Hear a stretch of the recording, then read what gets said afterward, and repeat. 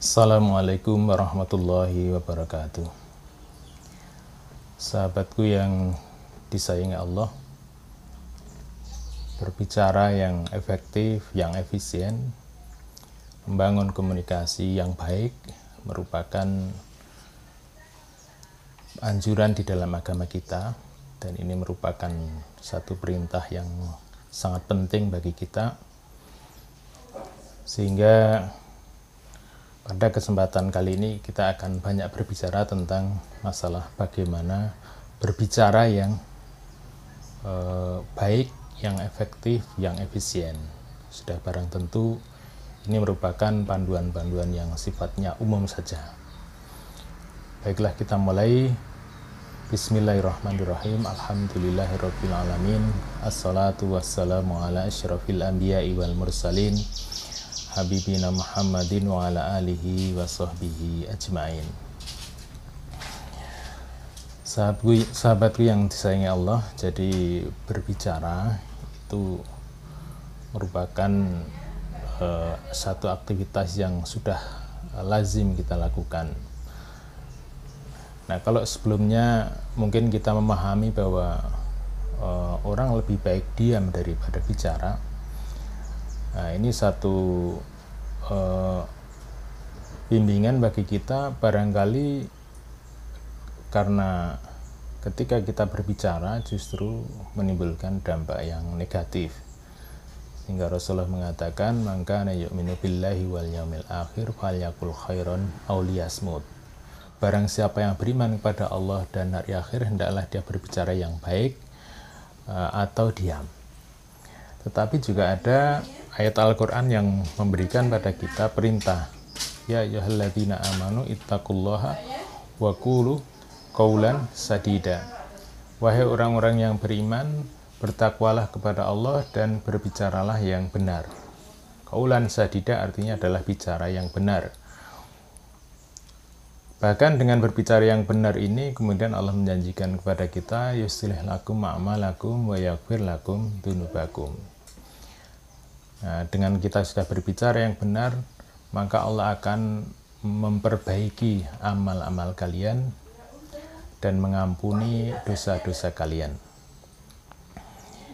Ini prinsip yang pertama, yaitu qaulan sadida. Bahwa ketika kita bicara, yang pertama yang kita perhatikan adalah ketepatan dan kebenaran dari apa yang kita sampaikan. Sehingga kita perlu cermat dalam memilih informasi mana yang harus kita sampaikan dan mana yang kemudian kita tinggalkan. Nah, kemudian ternyata Al-Quran berbicara banyak hal tentang masalah berkomunikasi atau berbicara ini. Ini yang pertama. Kemudian ada 6 nantinya. Yang kedua adalah Al-Quran menyampaikan tentang qaulan ma'rufa, yaitu perkataan yang ma'ruf, perkataan yang baik.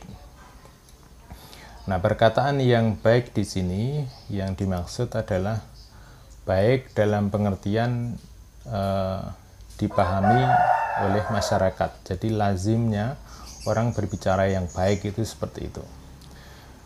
Nah, setiap tempat punya bahasa yang berbeda-beda dan memiliki kebiasaan untuk berbicara yang berbeda. Nah, disitulah kita perlu belajar memahami, belajar bagaimana memilih kata-kata dan kalimat-kalimat yang terbaik yang biasa dilakukan di dalam masyarakat itu. Dan bisa jadi satu saat ketika kita berpindah ke tempat yang berbeda, kita perlu menyesuaikan diri agar kita bisa mengetahui bagaimana cara berbicara yang baik di tempat itu. Karena bisa jadi beda tempat akan beda cara dalam berkomunikasi. Nah, kemudian di dalam Al-Quran itu qaulan ma'rufa lebih banyak terkait dengan ayat-ayat tentang keluarga, tentang berbicara dengan anak yatim, berbicara dengan istri, dengan anak, dan sebagainya. Nah, ini ada uruf atau kebiasaan-kebiasaan yang perlu kita perhatikan, sehingga kita ketika menyampaikan sesuatu itu bisa tepat sesuai dengan keadaan, karena bisa jadi budaya keluarga juga berbeda-beda, tidak hanya budaya masyarakat, tapi budaya dalam setiap keluarga bisa berbeda, sehingga kita bisa memilih perkataan yang paling tepat. Nah, bahkan kalau kita lihat konteksnya tentang qaula ma'rufah ini, ketika memberitahu kepada anak yatim tentang haknya, bahwa harta yang dia miliki itu ada sementara waktu tidak diberikan kepada anak yatim sampai dia memiliki kemampuan untuk mengelola harta. Nah, itu kemudian hendaklah walinya itu menyampaikan dengan perkataan yang ma'ruf. Nah, perkataan yang ma'ruf itu dijelaskan dalam tafsir adalah perkataan yang bisa baik dalam ukuran masyarakat setempat, yang bisa dipahami, kemudian bisa tidak menimbulkan salah paham terhadap anak yatim itu. Nah, kemudian yang ketiga adalah qaulan baligho, yaitu perkataan yang membekas, yaitu ketika kita menyampaikan sesuatu, kita berupaya memilih kalimat-kalimat yang bisa menghunjam ke dalam jiwa, menggerakkan seseorang untuk bisa melakukan apa yang kita harapkan. Nah, sehingga kita memang perlu belajar tentang perkataan yang membekas ini. Jadi ada di dalam bahasa Arab itu ilmu balaghah, artinya adalah ilmu seni bahasa. Nah, kita perlu belajar tentang seni bahasa, bagaimana menyampaikan sesuatu supaya sampai kepada kepahaman. Dan kemudian yang keempat adalah qaulan karima. Qaulan karima adalah perkataan yang mulia. Nah, ini secara khusus disampaikan di dalam Al-Quran kaitannya dengan berbicara kepada orang yang lebih tua, secara khusus lagi kepada orang tua kita sendiri. Nah, berkata kepada orang tua, sebenarnya disebutkan dalam surat Al-Isra ayat 23, itu kita berusaha memilih kalimat-kalimat yang memuliakan. Jadi karimah artinya adalah memuliakan. Jadi menghargai, kemudian tidak sekedar memilih kata-kata yang baik saja, tapi adalah kata-kata pilihan kita yang memang berbeda ketika ditujukan kepada orang yang lebih tua atau orang tua kita. Kemudian yang kelima adalah qaulan maisura. Qaulan maisura artinya adalah perkataan yang mudah dipahami, yang mudah dimengerti. Jangan sampai kita memiliki pilihan-pilihan kalimat yang orang jadi tidak paham apa maksudnya. Nah, kita berusaha menyampaikan kalimat-kalimat, penggalan-penggalan kalimat yang enak dimengerti. Ini disebutkan dalam surat 17 ayat 28. Nah, kemudian yang keenam adalah qaulal layyina, yaitu perkataan yang lemah lembut. Nah, perkataan yang lemah lembut tidak hanya kita tujukan kepada anak-anak, bahkan kepada lawan bicara kita yang mungkin saja memiliki penolakan yang besar, kemudian kita tidak kemudian memilih pilihan kalimat yang melawan, tetapi kita justru memilih kalimat-kalimat yang lemah lembut.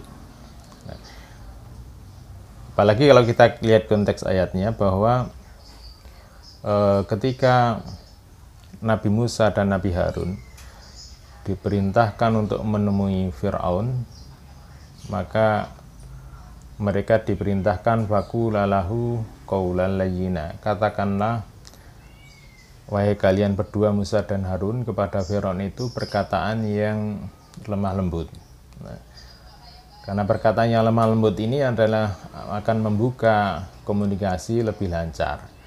Jadi diawali dengan perkataan yang lemah lembut. Karena pada dasarnya setiap manusia tidak ada yang pantas untuk diberikan perkataan kasar, apalagi diserang. Pada umumnya begitu.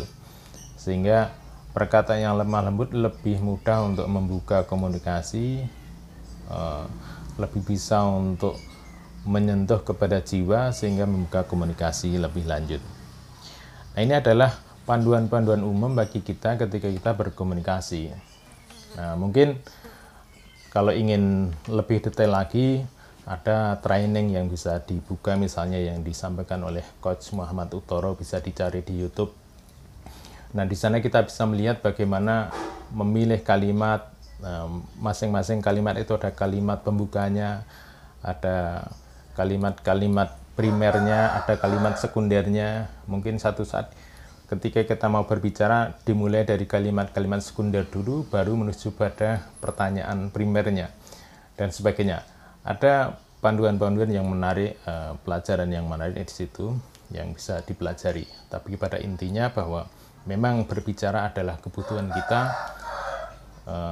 Bahkan banyak orang yang pekerjaannya sangat tergantung kepada kemampuan berbicara. Misalnya marketing, presenter, orang yang menjual, sales, dan sebagainya.